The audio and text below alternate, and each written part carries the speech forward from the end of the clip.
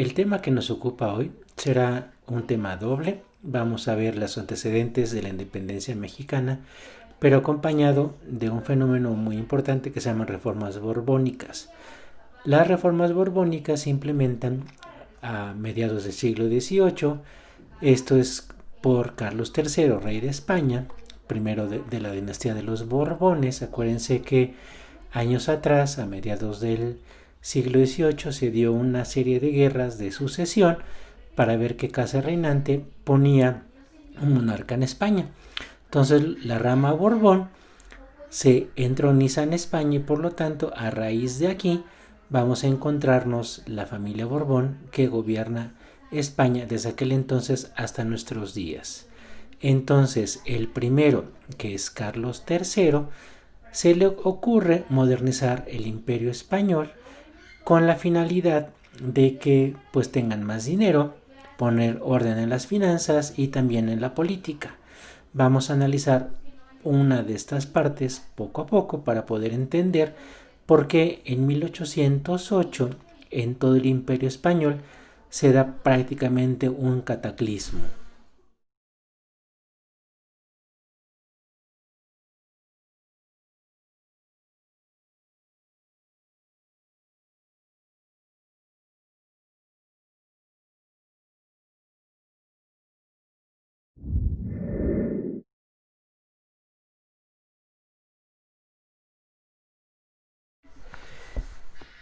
Las reformas borbónicas son un conjunto de leyes destinadas a las colonias americanas, principalmente a los cuatro virreinatos, en donde los reyes dictaban disposiciones para contrarrestar el inmenso poder de los virreyes. Tanto así, por ejemplo, que se creó las intendencias, que es el antecedente de las divisiones políticas, por ejemplo, de México. Tiene 19 intendencias en aquel momento. Los intendentes tienen que reportar no al virrey, sino más bien al rey de España. También se modernizan los cabildos, pierden mucho poder los gobernadores mal llamados de indios y por lo tanto la Real Hacienda también tiene un impacto porque hay leyes destinadas a la imposición de impuestos que van a ser recabados por funcionarios directamente nombrados por la corona española, ya no por el virrey. Otro de los grandes impactos de estas leyes, que es las reformas borbónicas, viene siendo la expulsión de la Compañía de Jesús, es decir, expulsan a los jesuitas. 1767, el propósito de la ley era que, palabras más, palabras menos, no hubiera un Estado dentro del Estado. Anteriormente, como ya habíamos dicho, era un binomio político muy interesante, la Iglesia y el Estado laico. Se habían ayudado durante prácticamente a toda la colonia. El clero regular y el secular ayudaban en muchas situaciones al poder político, pero esto deja de ser así. Vemos que la Compañía de Jesús, creada por Ignacio de Loyola, había sido un brazo muy interesante, un brazo armado en contra de la reforma luterana. Los grandes colegios que educaron a los criollos durante el siglo, primera parte del siglo XVIII, habían sido los jesuitas, tanto así pues que si ustedes se dan una vuelta al centro de la Ciudad de México van a ver lo que es la Nacional Preparatoria, que es el colegio de la Compañía de Jesús, que ahora es un museo. Se fue primera sede de la Nacional Preparatoria. Es un edificio neoclásico hermoso que tenía en los salones y donde se educaban a los criollos de esa época. Entonces, el conjunto de las reformas borbónicas es el propósito de que la metrópoli, desde Madrid, los Borbones, retomen el control del imperio, prácticamente lo que habían hecho para delegar funciones era haberles dado un inmenso poder a las autoridades locales y también a los virreyes. Entonces, los virreyes lo que habían hecho era concentrar poder. Lo que hacen las reformas borbónicas es restarle poder a la iglesia y también a los virreyes, acrecentando la autoridad regia.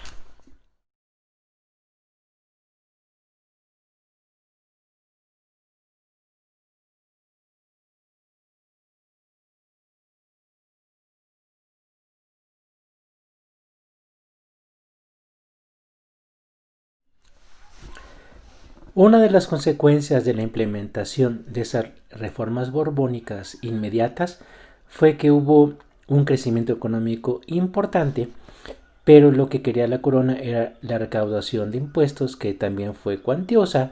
Fluyeron capitales cada vez más y más a la metrópoli en España. Fue una época de oro porque no solamente hubo un auge en la recaudación, sino que también se incrementó la actividad comercial, la actividad minera, la ganadería. Prácticamente son unos años de bonanza en la Nueva España. Y de aquí emerge también, con esta expulsión de la Compañía de Jesús, un sentimiento criollo, porque los hijos de los peninsulares, estos criollos opulentos que tenían pues una buena educación, que tenían dinero también, pero que estaban vedados a los grandes cargos eclesiásticos, militares y burocráticos, se sentían como no valorados por el Imperio Español. La otra vez mencionábamos que en esta larga era de 300 años de colonia, solamente hubo 3 o 4 obispos que eran criollos, todos los demás fueron peninsulares. Los virreyes, de los 64 virreyes también, pues fueron peninsulares. Y pues esto también va a germinar cierto rencor a los peninsulares en el mismo seno de la población blanca, que va a ser bandera tiempo después cuando se den los síntomas de efervescencia política y haya por doquier juntas donde se discute el por qué mejor la Nueva España se puede ser independiente o puede ser autónoma, puede tener otro estatus en el concierto de naciones españolas. Se puede decir entonces que las reformas borbónicas son una serie de medidas políticas, económicas, sociales, culturales que trata de modernizar el imperio, pero con la visión de que quien saque el provecho serían los reyes españoles y la alta burocracia peninsular enquistada en las regiones del imperio. Si hablamos de la Nueva España, entonces vemos que hay un ajuste en la política. Ya va a haber intendentes que no reportan al virrey, solamente se le hacen algún caso, pero realmente reportan al rey español. El virrey se ve disminuido políticamente, ya no es el otro ahora todopoderoso señor de la política, sino que ya tiene que compartir algunas decisiones con esos intendentes para que las regiones, en este caso pues sería desde el lejano norte, donde realmente se pierde la autoridad del virrey. Esta autoridad no está muy bien delimitada porque hay la audiencia de Nueva Galicia, hoy sería Jalisco, pues no está muy de buenas con el virrey de la Nueva España. La Capitanía General de Guatemala no tampoco le hace mucho caso, la península de Yucatán tampoco. Vemos que a lo mejor nominalmente tiene mucho poder el virrey.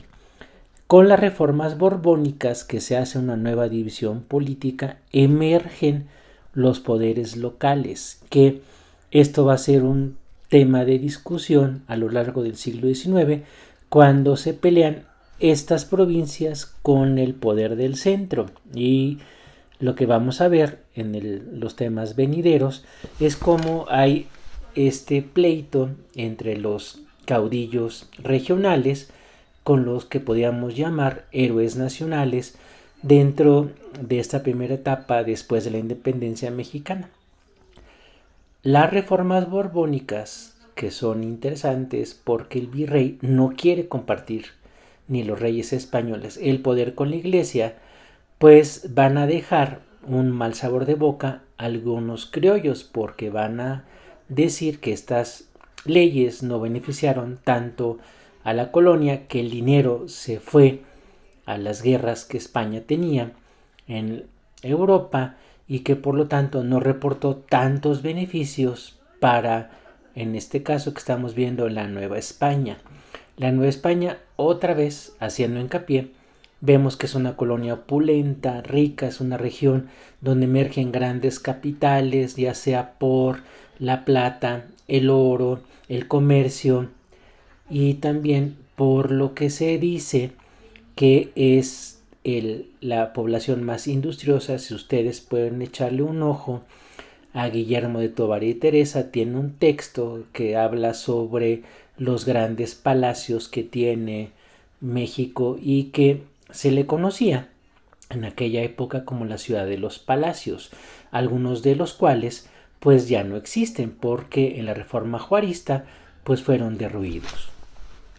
De los jesuitas que expulsaron, que fue, o más bien es un tema muy importante a discusión, porque para algunos historiadores mencionan que esta expulsión dejó muy mal a la Nueva España, porque la Compañía de Jesús siempre se ha dedicado a la alta cultura, a tener colegios donde se llevan materias de importancia capital, y la discusión en los colegios es lo que da un sentido a la vida social, a la vida política y a la vida cultural.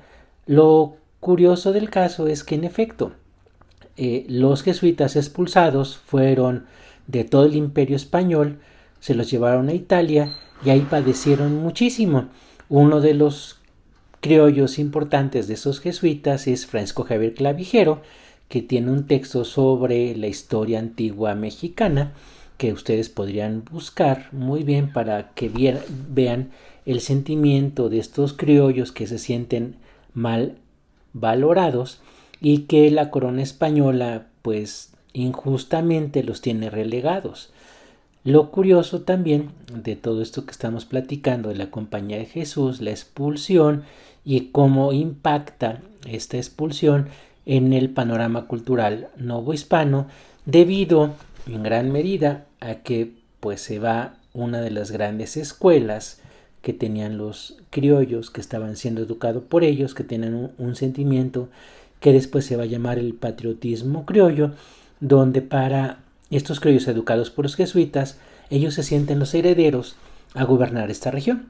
Entonces aquí hay un factor, un sentimiento donde va a ser mella en las aspiraciones políticas de los criollos novohispanos, que vamos a ver encausadas a finales de este siglo XVIII y principios del XIX.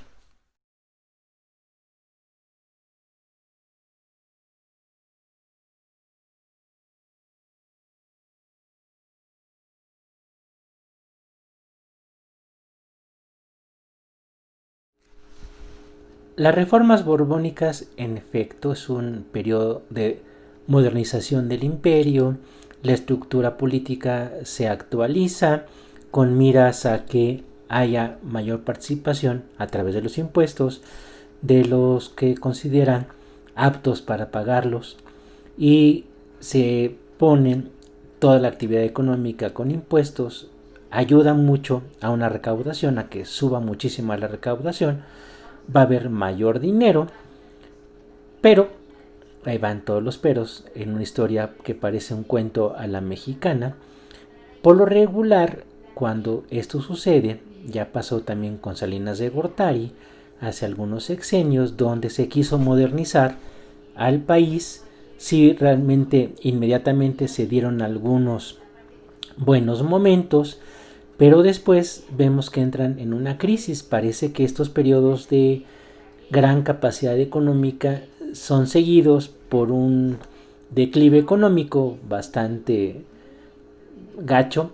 Entonces lo que podemos ver con esto que está sucediendo con las reformas borbónicas, que es un intento por modernizar el imperio español, lo que ocasiona para algunos historiadores es que va a provocar una ruptura de algunas estructuras políticas, sociales y culturales, y también económicas, sin que lo haya querido así, y esto propicia de cierta manera que con el paso de los años haya una inquietud, principalmente de mestizos y de criollos, que son los que se van a conjugar tiempo después, y que vayan cavilando, que tengan la idea de que ya es momento de que se puedan independizar, o por lo menos tener algo, una autonomía política. Hay un plan para la Nueva España de algunos políticos en que se pretendía que hubiera como una confederación de estados españoles, en donde el imperio español se dividiera en cuatro, no con un virrey, sino más bien con un miembro de la familia gobernante, haciéndolo de prácticamente de autoridad máxima, sin descomponer el pacto político. Esa es una idea, nunca se llevó a la práctica, pero es curioso porque este plan, con el paso del tiempo, los ingleses sí en efecto lo van a llevar a la práctica, y pues vemos que a la vuelta de la esquina los ingleses hacen una gran potencia económica. El siglo XVIII, en conclusión, es un siglo interesante donde las dinastías cambian en España de la de Habsburgo, que a la que gobernó durante mucho tiempo, pasan a los Borbones. Los Borbones, emparentados con la rama francesa, pues van a pretender modernizar el imperio. Lo que está de fondo en este momento son la Ilustración, que es una serie de ideas novedosas donde se pretende hacer cambios, concesiones, y que el mundo, por lo tanto, no solamente se lleve por el absolutismo político, sino que paulatinamente haya ciudadanos.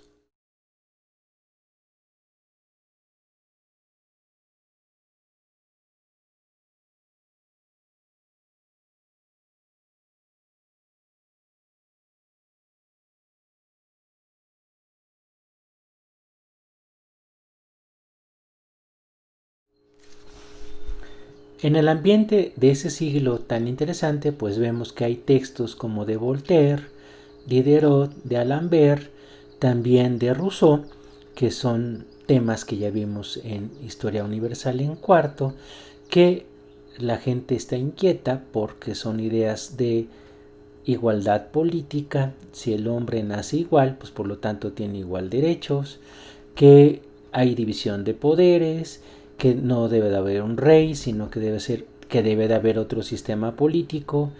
Y como vemos, esto sucedió en Francia, también en otras partes de Europa, y como ya lo dijimos en Historia Universal en cuarto, la primera gran revolución que cambia, que simbra la estructura política, es la independencia de los Estados Unidos.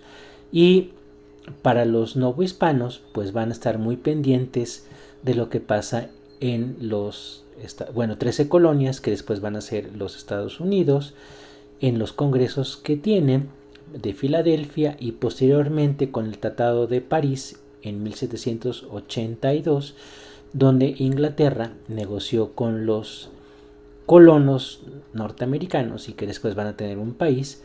Esto es muy inquietante para ellos porque están viendo que los norteamericanos, que después se van a hacer una gran nación cuando se independizan, pues van a ser como el hermano mayor para los pueblos latinoamericanos.